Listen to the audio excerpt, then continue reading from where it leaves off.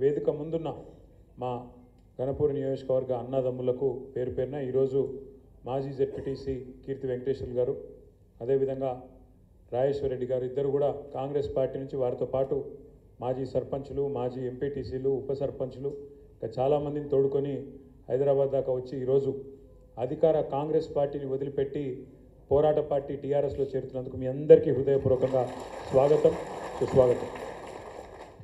ఇది ఒక రకంగా రాష్ట్రంలో వీస్తున్న గాలికి సంకేతంగా నేను భావిస్తాను.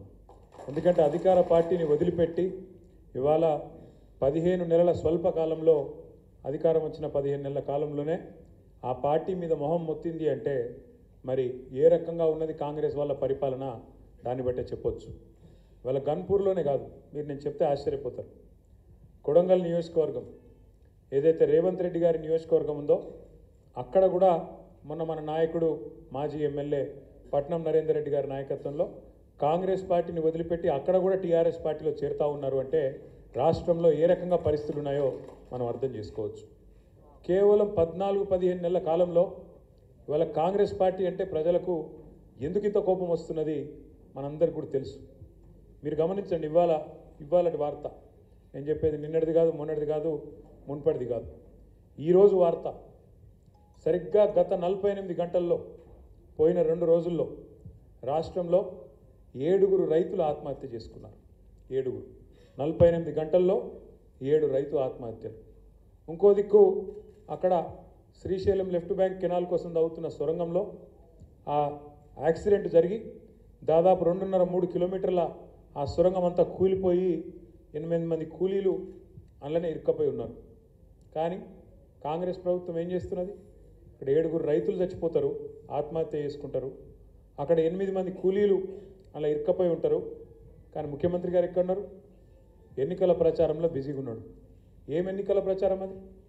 ఆ ఎన్నికతోనే మన గవర్నమెంట్ మారేది ఉందా? కింద మీద అయ్యేది ఉందా? ఒక ఎమ్మెల్సీ ఎన్నిక ప్రచారం, దానికోసం హెలికాప్టర్ వేసుకొని పోయి అక్కడ ఎన్నికల ప్రచారంలో ముఖ్యమంత్రి గారు సిద్విలాసంగా మాట్లాడుతున్నాడు. ఈ ఎలక్షన్ గెలిస్తేంది పోతేంది అని చెప్పి అక్కడ మాట్లాడుతున్నాడు.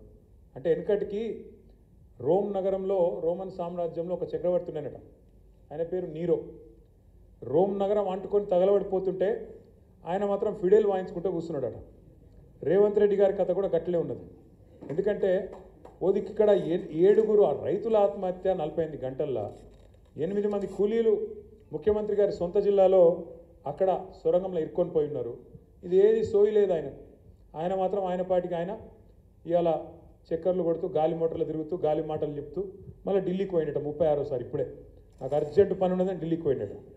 35 సార్లు పోయి పీకింది ఏంది, 36సారి పోయి పీకేది నాకు ఇలా కడుగు. 36 సార్లు. నేను నాకు కోపంతో చెప్తలేను, కేవలం మీరు ఆలోచించమని కోరుతున్నాను. 35-36 సార్లు పోయి కనీసం మంత్రివర్గ విస్తరణ కూడా చేసుకోలేకపోతున్నాడు. ఇంకా అందులో కూడా 6 ఖాళీలు ఉన్నాయి, అది కూడా పూర్తి చేసుకోలేడు. కనీసం రాష్ట్రానికి హోంమంత్రి లేడు, విద్యాశాఖ మంత్రి లేడు, సంక్షేమ శాఖ మంత్రి లేడు, అవి కూడా నియమించుకోలేని అసమర్థుడు. ఈయననట పెద్ద మాటలు, కేసీఆర్ను మాయం చేస్తా అంటాడు, కేసీఆర్ ఆనవాళ్ళు లేకుండా చేస్తా అంటాడు. తెల్లారి లేస్తే కేసీఆర్ జపం చేయని రోజు ఉండదు, నోరిప్పితే నోరు తెరిస్తే కేసీఆర్ తప్పుకోటి యాదికి రాదు. నిద్రలో కూడా కేసీఆర్ యాదికి వస్తాడు, అది కూడా పక్క. వాస్తవం ఏంటంటే నిజంగా చెప్తున్నా, ఇది మీకు తెలుసు, నాకు తెలుసు, రేవంత్ రెడ్డి కూడా తెలుసు.